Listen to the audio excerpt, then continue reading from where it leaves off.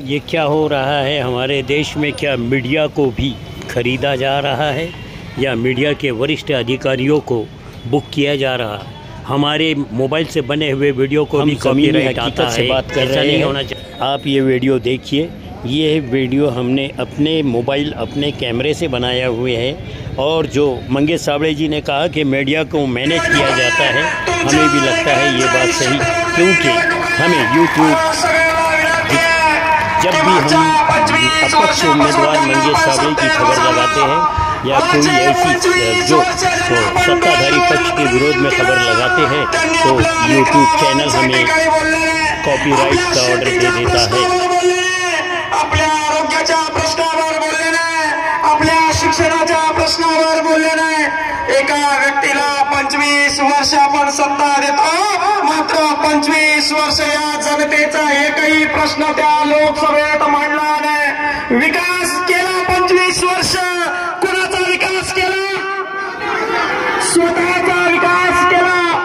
आपल्या या जालना जिल्ह्यातील शिक्षण व्यवस्था उद्ध्वस्त करून टाकली, आपल्या लेकरांचे मेंदू भ्रष्ट केले आणि आपले पोरं यांच्या आपल्या मोटरसायकलला यांच्या पक्षाचे झेंडे बांधता आणि यांच्या मागे पळत सुटता आणि यांच्या बायका पोरांना आमदार खासदार या ठिकाणी करता आणि म्हणून असे करून करून 25 वर्ष निघून गेले।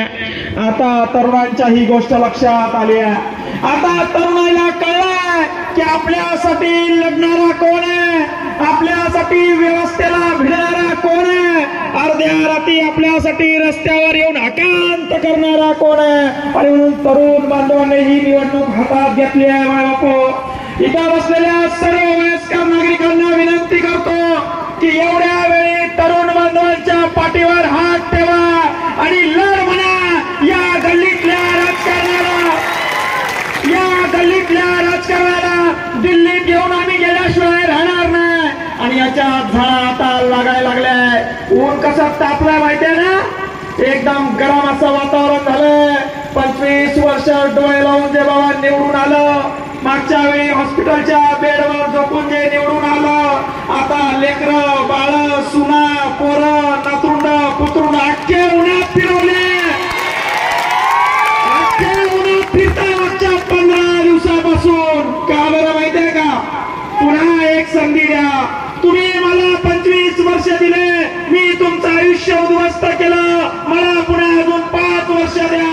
मला अजून पुन्हा 5 वर्ष महापौराला आमदार करायचंय, महासुनाला जिल्हा परिषद सदस्य करायचंय, महापौरीला मला आमदार करायचंय आणि म्हणून तुम्हाला लुटण्यासाठी अजून 5 वर्ष मला द्या, असं ते म्हणायला लागले।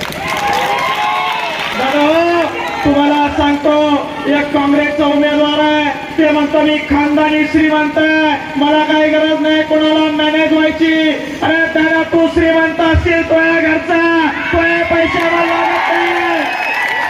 2009 ला तू निवडणूक लढला दादा, 2024 आले, 15 वर्ष झाले तो येऊन बघितलं नाही। कोरोनामध्ये आमचे आई बाप गेले, आमचा ताई गेला, आमचा भाऊ गेला, आरक्षणात आमच्या भावाने आत्महत्या केली। 18 पगड जातीचा दीन दलित गोरगरीब बांधवाच्या एकाही प्रश्नावर तुम्ही 25 वर्ष येऊन बघितलं नाही, 15 वर्ष येऊन बघितलं नाही आणि आता भीक मागायला लागले। प्रस्थापितांच्या घरी जन्माला आलेले लोक, प्रस्थापितांच्या घरी जन्माला आलेले लोक निवडून येण्यासाठी भीक मागायला लागले, रडायला लागले।